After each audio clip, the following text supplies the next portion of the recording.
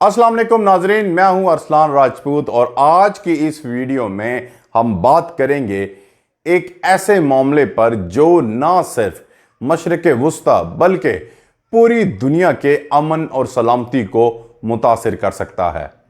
ایران کے nuclear programme پر امریکہ اور یورپی طاقتوں کی ڈیڈ لائن اور اسرائیل کے حملوں کے تناظر میں ہم تجزیہ کریں گے کہ کیا دنیا ایک نئی جنگ کی طرف بڑھ رہی ہے۔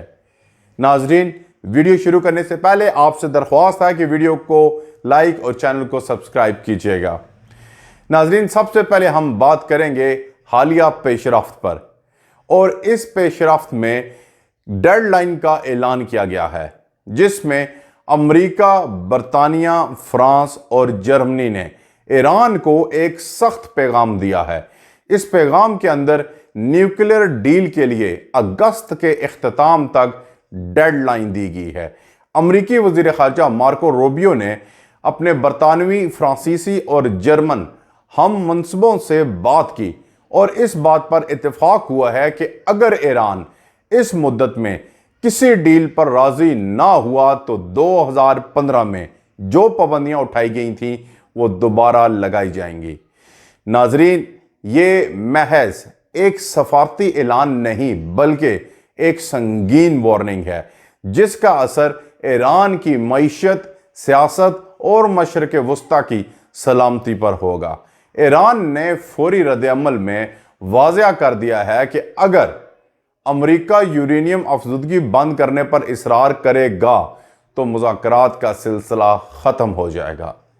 اس حوالے سے جو ایران کا موقف ہے کہ وہ جوہری توانائی کے پرامن استعمال کے اپنے حق میں دستبردار نہیں ہو سکتا، یہی وہ نقطہ ہے جس پر ایران برسوں سے ڈٹا ہوا ہے اور اس نے بارہا یہ واضح کیا ہے کہ اس کا نیوکلیر پروگرام دفاعی اور سائنسی مقاصد کے لیے ہے، نہ کہ بم بنانے کے لیے۔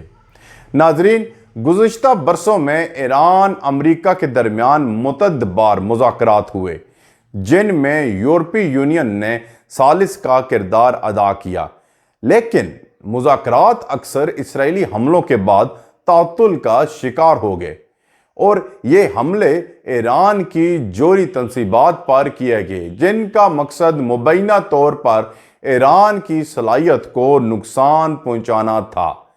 ناظرین، ان حملوں نے صرف ایران کو غصہ دلایا بلکہ مذاکراتی عمل کو بھی پٹڑی سے اتار دیا۔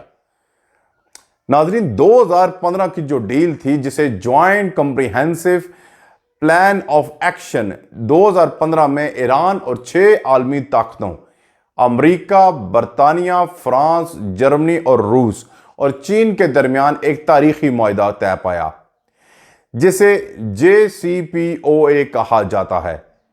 ناظرین، اس معاہدے کے تحت ایران نے 10 ذیل نکات پر اتفاق کیا جن میں افزودہ یورینیم کے ذخائر محدود رکھے جائیں گے، سینیٹری فیوجز کی تعداد کم کی جائے گی، بھاری پانی کی تنصیب کو پلوٹونیم پیدا کرنے سے روکے گا، بدلے میں اقوام متحدہ، امریکہ اور یورپی یونین ایران پر عائد اقتصادی پابندیاں ختم کر دیں گے جنہیں ایرانی معیشت کو بہت متاثر کیا تھا۔ ناظرین، اس حوالے سے ٹرمپ کا معاہدے سے نکلنا اور اس کے کیا اثرات ہوئے، پھر 2018 میں جب امریکی صدر ڈونلڈ ٹرمپ نے اس معاہدے سے یک طرفہ طور پر علیحدگی اختیار کر لی تھی۔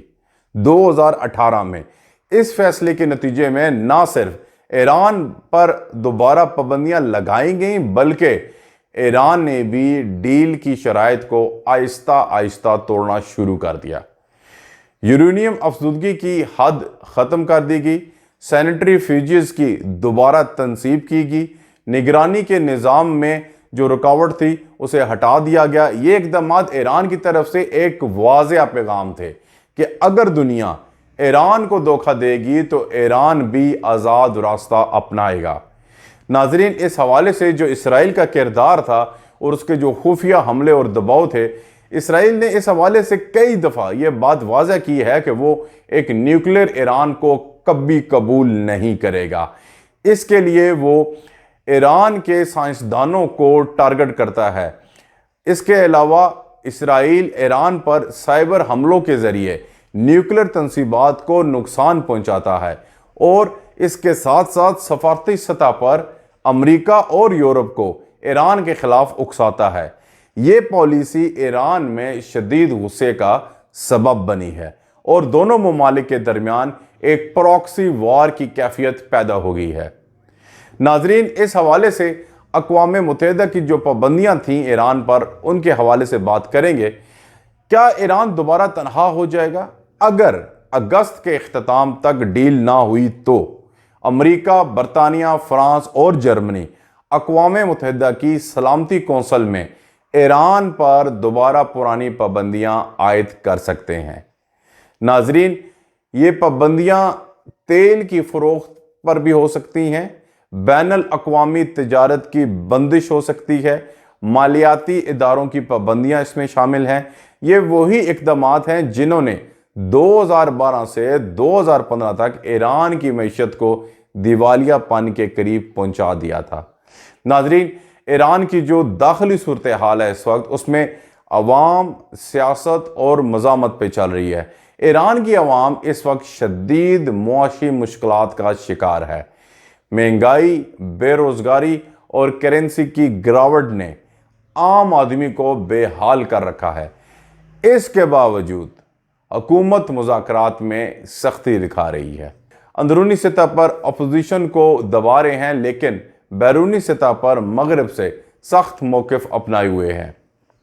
ناظرین، اب سوال یہ ہے کہ کیا جنگ کا خطرہ ابھی موجود ہے یا نہیں؟ اگر تو مذاکرات ناکام ہوتے ہیں، اگر پابندیاں دوبارہ لگتی ہیں، اگر اسرائیل نے کوئی بڑا حملہ کیا، ایڈونچر کیا، تو مشرق وسطی ایک نئی جنگ کے دہانے پر پہنچ سکتا ہے۔ اس حوالے سے جو ایران کے اتحادی ہیں، جن میں حزب اللہ، حوثی، عراق کی ملیشیا فورس فعال ہو سکتے ہیں۔ امریکہ، اسرائیل اور خلیجی ریاستیں بھی رد عمل دے سکتی ہیں، لیکن یہ ایک عالمی تصادم کی صورت اختیار کر سکتا ہے۔ ناظرین، اس میں پاکستان کے لیے کیا سبق ہے؟ پاکستان کو اس صورتحال سے بہت کچھ سیکھنے کی ضرورت ہے۔ ایٹمی صلاحیت ایک نعمت ہے، مگر اس کا دفاع، سفارتکاری اور عالمی قوانین کی پاسداری لازم ہے۔ ایران کی صورتحال ہمیں یاد دلاتی ہے کہ طاقت کے ساتھ تدبر اور دانشمندی کا ہونا بھی لازم ہے۔ ناظرین، اگر آپ کو یہ تجزیہ پسند آیا ہو تو ویڈیو کو لائک کیجئے گا، چینل کو سبسکرائب کیجئے گا، بیل آئیکن کو ضرور پریس کیجئے گا تاکہ آئندہ آپ کو اپڈیٹس ملتی رہیں۔ اپنا خیال رکھیے گا، نیکسٹ ویڈیو میں ملاقات ہوگی۔ ٹل دین، اللہ حافظ۔